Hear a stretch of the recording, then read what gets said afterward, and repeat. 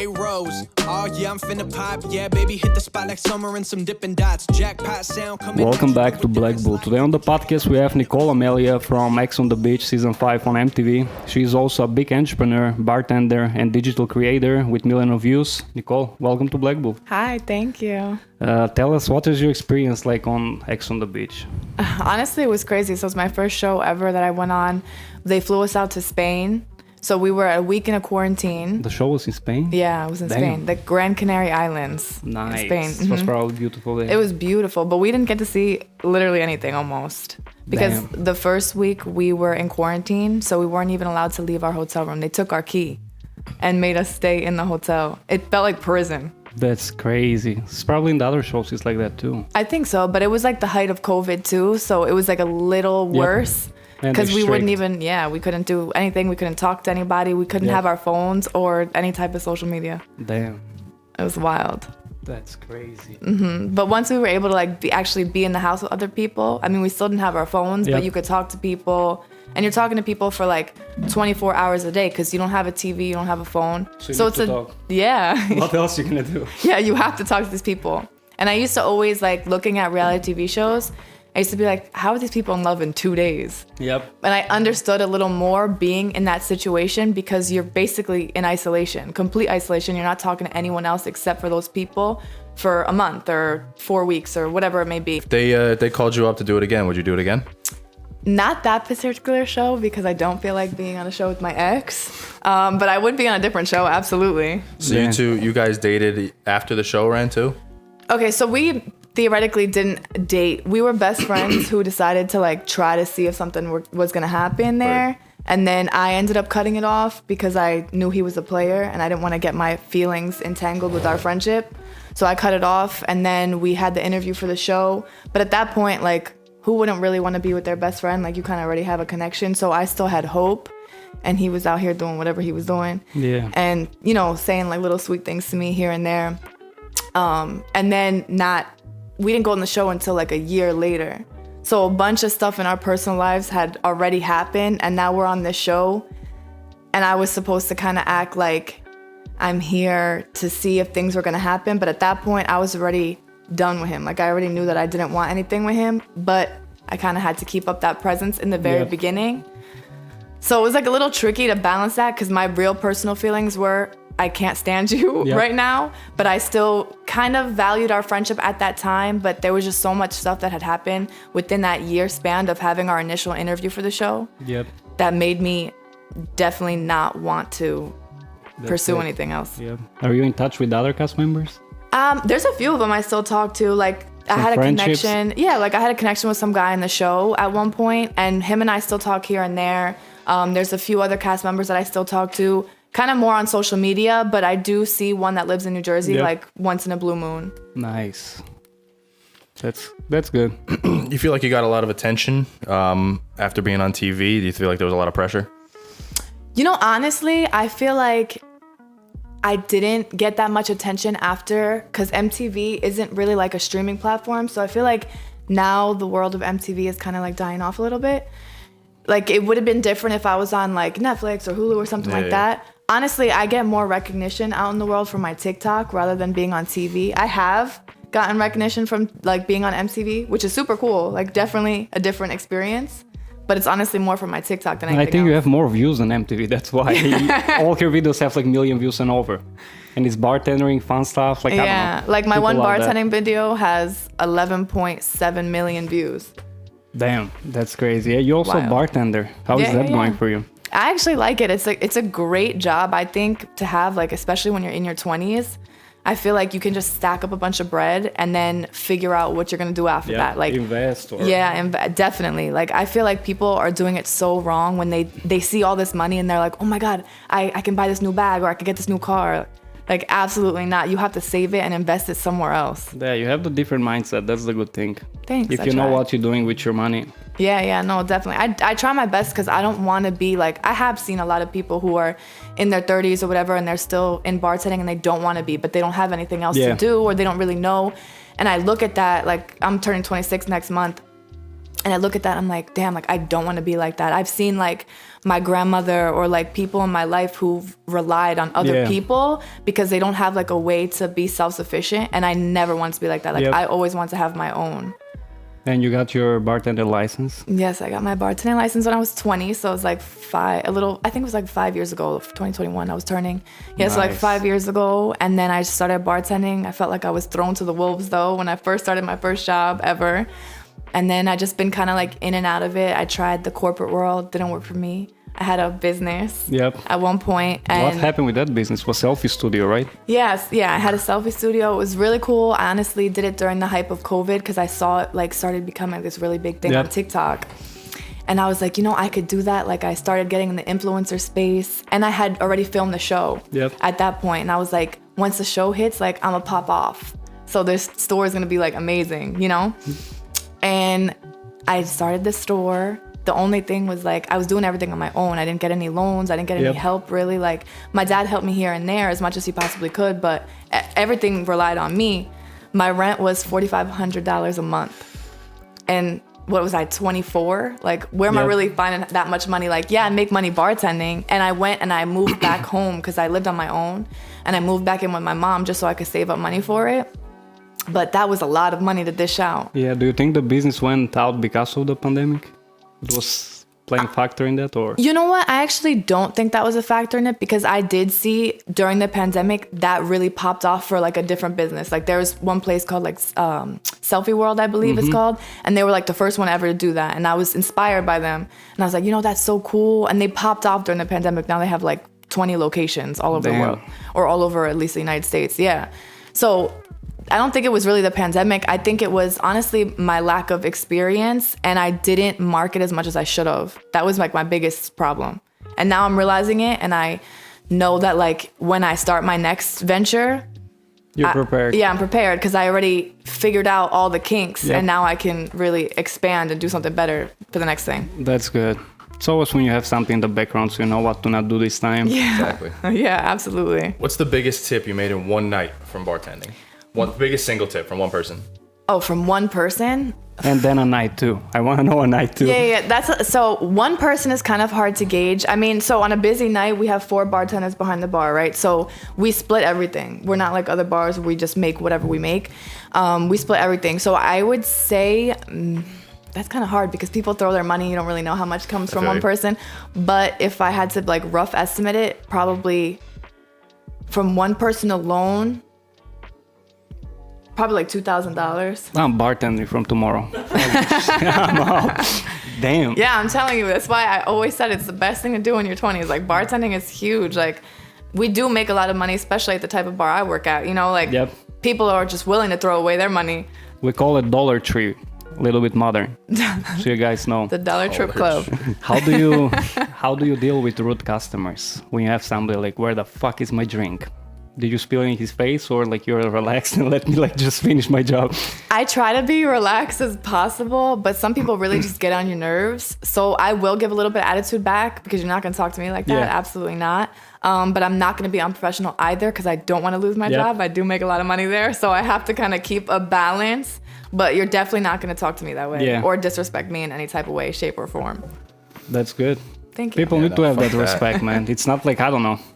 Yeah, people like to talk, man. Especially this day and age, it's easy. Like a lot of people have Twitter fingers. Yeah, absolutely. And like they don't feel, and that translates into real life. And like especially like back in the day, you know, you said something, you get smacked in the mouth. Now people don't want to do that because you get like somebody sue you and whatnot. And like, yeah, it's important to be able to like stand, because especially if you do it right off the bat, if you let somebody continue to do that to you, then they feel like there's no repercussion. Absolutely. So people you feel do like they're invincible. You know, right off the bat, you see people's true colors like the first time they put their tail between their legs away. Oh yeah, absolutely. No, I guarantee that 1,000%.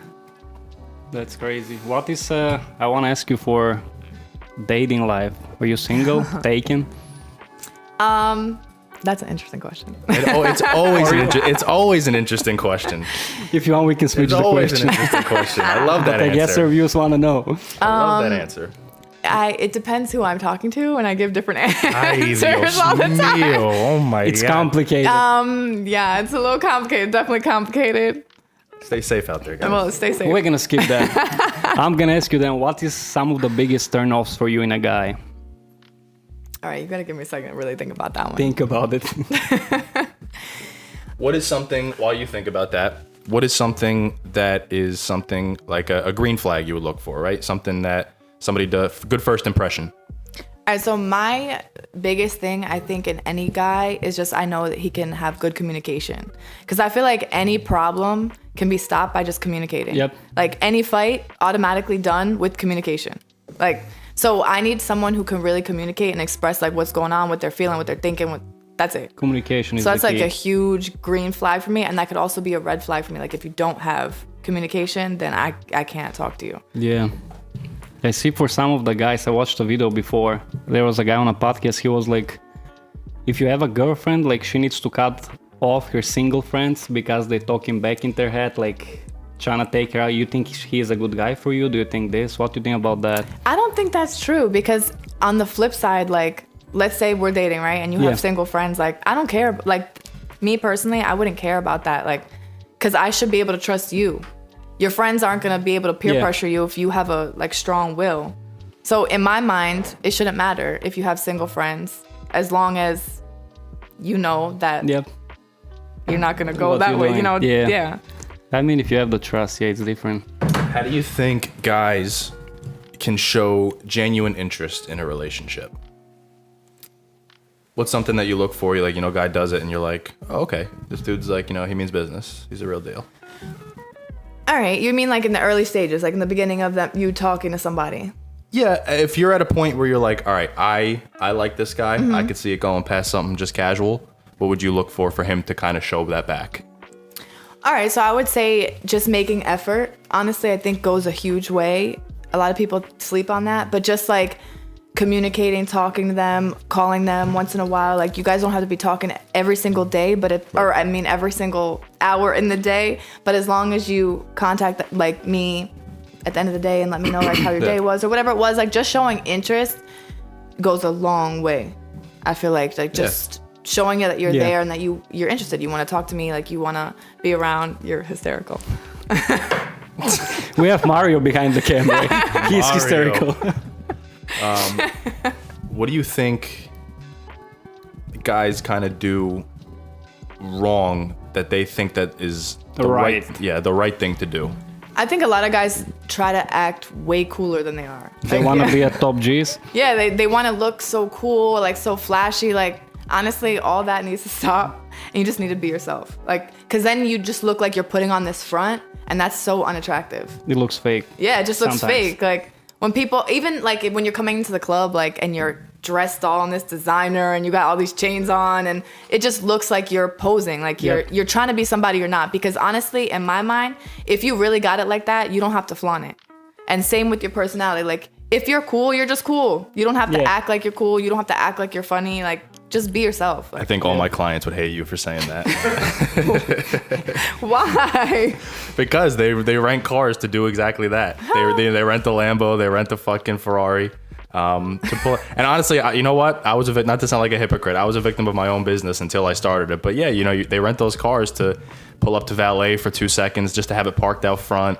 You know, you pull up to the club, you know, you're like, oh, keep it out front, bro. You throw the bouncer $100, $200. Some of the girls see that attractive when they see a nice car. Yeah, no, of course. Not all of them. And I'm not saying that's a bad thing. Because obviously I see that and I'm like, all right, like that's kind of cool, you know? But don't act cocky about it either. Don't keep flaunting the car after you already showed it. Don't make keep it the talking first about it. Don't make it the first piece in the conversation. Oh, by the way, I drive a Lamborghini. Yeah, like, you know, when people come into the club, I can automatically tell who's a poser and who's not a poser. Once you start talking about how much money you make and what you do and how much money you spend at this club and how much money you 100%. threw at this girl, I could literally care less. 100%. Like, because now automatically red flag, you're a poser. Yep. Because you don't have to flaunt it. Like, this is going back Especially to when you're somebody who's, you know, touched a decent amount of money, you can pinpoint who's fucking. Yeah, exactly. That's what I'm saying. Like, it just, don't be fake at the end of the day. Like, you can flaunt it a little bit, but silently. But not like, it speaks for itself, right? Yeah, like, it speaks you for know, exactly. You pick up the tab slowly here or there. You know, you go out and you buy a nice car. Don't say much about it, but like you just, you know, it speaks for itself. Exactly. What is one of the drinks what people ask all the time for you to make? Honestly, working at the place I work, people don't ask for like anything wild. Not specific It's cocktails like, and stuff. Yeah, it's like Jack and Coke, tequila pineapple, whatever. One drink I hate that people order, honestly, is an LIT, like Long Island iced tea. And I hate when people order that because 9 times out of 10, and I'm not gonna stereotype everybody, but 9 times out of 10, people who order that want to get so drunk in the first couple 5 minutes. Damn. And they don't want to tip because they don't want to spend money on multiple drinks. And they're just trying to get as intoxicated in a short time period without buying a bunch of drinks, and they won't tip as well. Damn, I was thinking when they get drunk, they throw more money. No, not a lot of people. Damn. Some people just want to feel it, and yeah, some people are real cheap. And I've noticed that most people, like those type of people, are the ones who get LITs. Not all the time. That's an interesting observation. Yeah, I mean, when I was 21, I ordered an LIT. That's because I didn't know what I was ordering, and I didn't know anything about alcohol at that point. But So every drink have a thing, or when somebody order a drink, they're like, oh, I like White Russian. What do you think about me then? Tell me. so I think, yeah, I mean, every drink kind of has a little bit of a stereotype. A White Russian for you, I would say that... Tastes like coffee, that's why I like it. I drink a lot of coffee. Yeah, so. I was going to say, like, you like something a little sweeter, but you still want it to be a little more masculine. You don't want to order, like, a tequila sunrise or something like... something girly like that, but it's still masculine with being still sweet. Like, you're not too flashy. You don't want to flaunt anything crazy. Like, you're more subtle. Yep. Wow, that's good. So What about guys, shots of Casamigos? I'm a tequila guy. I'm a tequila guy. Casamigos, I'm a tequila guy. I'm a tequila girl. You threw me off over there with the Red Bull comment. we drink a lot of Red Bulls. And we are still not sponsored. Red Bull, hit us up. Come on. You guys. should. Look, What are I'm you trying doing? this new peach nectar. That's how the name Blackbull came Nicole out, says because of sponsor us, Red Bull. Really? Yeah, we was sitting at a bar and we was like, what should be the name? We drink a lot of Red Bull, Black Bull. I was like, yeah, let's do a Red Bull, Oh, Black I Bull. love that. See? Red Bull, you've sponsored them. Our last guest didn't like that. He's like, oh, so you just drink Red Bull, you like Black Bull, and his story was so inspirational. Like, oh, I was going to struggles in my life. That's how I came with the name. I'm like here drinking Red Bull, Black Bull. I'm like, that's good. And that was how we started the name. Yeah. Also, what you gonna say? It's like for social media, the key today to like blow up a video, to go viral.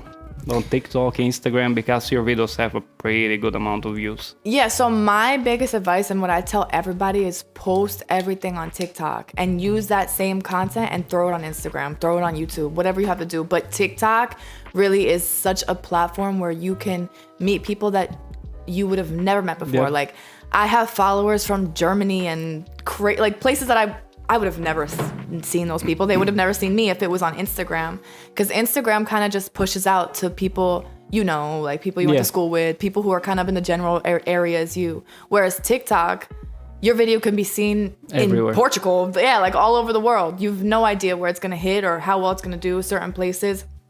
So it's so much better to post that stuff on TikTok. And you don't know which videos are going to go pop off. Like the simplest, stupidest video that you might have made even by mistake could pop off. And the video you worked 6 hours on could not do that well. So just post everything and try to just be super authentic. Like what I've realized is like people don't really care about how, like same thing I said before, like people don't really care about how much money you make or what outfit you're wearing and where you're going, whatever. As long as you're being real and being you, that's what I've realized. It's where you get the most loyal. That's what people followers. like. They recognize that. Yeah, absolutely. People want to feel like your friend. People want to feel like they know you. So you have to kind of show your personality and not just be a robot online. Also, you're getting a lot of gifts. Yeah. I see random people send you got a frozen pizza one time. You tried it, you did a review. Yeah, actually, so I have a follower, his name's Gustavo, and Gustavo lives in Chicago. And one time I was on live and I was talking about pizza or whatever, because a lot of people... He owns the company for the pizzeria, or...? No, he just lives in Chicago Okay. and was talking about deep dish pizza. And I said, I never had deep dish pizza. He found a company that sells deep dish pizzas internationally, all over the state, all of whatever, and sent me one to Bourbon. That's and crazy. How was the pizza? I tried it. You didn't give that good review. I remember. Honestly, New York pizza, I like way better. Deep dish was kind of weird because it was like mostly sauce and not really cheese. I'm a cheese girl. So it was all right. I gave it like a 6 out of 10, I think. 6 out of 10. I'm sure it would be way better in Chicago. Yeah. Not in the oven of Bourbon. Yeah, Bourbon have some banging tacos, first of all. I mean, they do. They do have. I eat that food pretty much 4 times a week. So. Shout out to the cook there. He always give us the best tacos ever. We'll be back. Spanish food is unmatched, man. Spanish food you can't beat. You can't be. I'm Puerto Rican and Italian, so I know good food. Dominican and Italian right here. Are you really? Yeah. I would have never guessed that one, but you probably would have never guessed I was Puerto Rican either. I could kind of tell. Really? A little bit in the accent. Okay. You look more Italian. Yes. Yeah, I would definitely say Italian first, but I picked up Spanish in the accent. All right, I like it. Thank you. Not a lot of people do. But yeah, my dad's Italian, so I look just like him. My mom is very Puerto Rican. And your family supports you a lot. I think your dad's. I see you post him all the time on the story. Yeah. So it's funny because I get a lot of questions like that because obviously I work at a strip club. So I get a lot of people who say like, well, aren't your parents proud of you? And I said, actually, yeah, they are. They are proud of me because this is not my end all be all. Like, this is how I'm making my money so I can invest it in my retirement, invest it in the next business, buy a property. Like, my parents are so proud of me. Yeah, they what color is your hustling. Bugatti? You know. What color is your Bugatti? It's blue. That's crazy. Also, any tips for girls who want to be entrepreneur? Because I see you're big on manifesting. Yeah. Any advice you want to give to girls who want to go into business, entrepreneur? Like, what should they be ready for? So honestly, what I've been realizing, especially like lately, is it's all about your mindset. So like when I started my business, I was super proud of myself because I was a 24-year-old starting this like really big business. But I kind of felt like I might fail just because of how big that business was and how much money was going into it. And I could find myself like if there wasn't somebody walking in the door right away, I would be like kind of get depressed and not want to push myself to do better. So what I would say is like it's really all about your mindset. You have to just go into it believing that it's going to succeed and you will end up pushing yourself to make sure it succeeds. Yeah, picture it in your head. Yeah, absolutely. Like it's super big to like literally manifest it. Like manifest the life you want. Like just imagine that you're already that person and then start making the steps like, all right, if I'm this person who owns the blue Bugatti, how did I get there? Like what are the steps I took to get there? Did I make my bed this morning? Did I read this book? I did? Okay, so now maybe I should do those things so I could become that version of myself. And a lot of those things, like you said, like make your bed, right? Read a book, wake up, brush your teeth, do certain things. It's less about the actual action and more about committing to a goal and getting through it. Because the mind, your mind works, based off of, it wants to reward itself, right? So when you do things that are, I forget the word. I don't know the word I'm looking for, but when you do things that make you feel good about yourself, it picks up. And we're human. We're creatures of habit, right? Yeah. They say it takes 2 weeks to form a habit. So if you can do certain things, if you can feed your brain good thoughts for 2 weeks, you kind of flow into that mindset, and then it feels weird not to think like that. Yeah. Most people are just caught in the web of constantly thinking bad shit, right? I hate my job. I hate waking up this early. I hate this. And I know it sounds cliche, but you gotta be appreciative for everything that you have, and it kind of helps you off the rock bottom, quote unquote.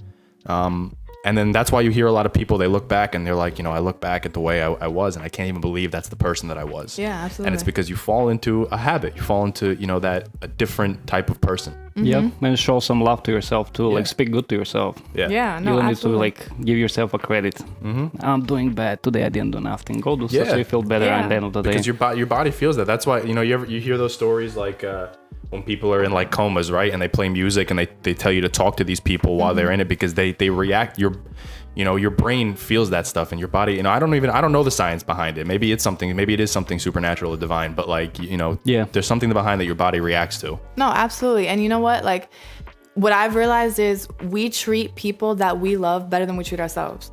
So we need to honestly start treating ourselves like we love ourselves. Like, so if that means like, if for my significant other, whatever, I would go above and beyond for them. If I would go, I don't know, whatever it is, I need to start doing it for myself. Like I need to show it for myself so that way I can get to the places I want to get to.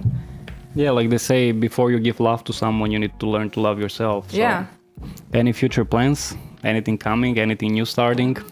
Of course, there's always future plans. Can you tell us some before we end the episode? Right now, honestly, one thing I can at least tell you is that I'm working on buying property. So I'm looking to buy some rental units in New Jersey. The right move. Yeah, exactly. We always talk about that on the podcast. We need passive income. So yeah, I'm looking into doing that. I'm actually going to tour some places next week. Nice. So I'm very excited about that. And then besides that, I'm working on being on another TV show. So Nice. It's a secret still, right? it's a secret, so I can't tell you all that. Other than that, your friend opened a boutique. Yes. Where I was is just that there located? actually, this is from her store. Nice. It's in New Milford, up by Paramus. So she owns like a clothing boutique. I'm super proud of her because she's been having a really rough year, and she's always wanted to like open up a boutique, and it's amazing. It's so beautiful. She has like the best clothes. She's doing really good on social media. Like she has a lot of girls that are like supporting her brand already, and I'm so proud of her. Nice. Support from friends is always good. Nicole, thank you for coming. Thank you for We having me. wish you all the best. Thank you very much. And for you guys, make sure you check out her Instagram and her work down in the description. And I'll see you guys in the next episode. Blackbull, peace. And tip well if you go to Bourbon. Absolutely. There we go. Peace out.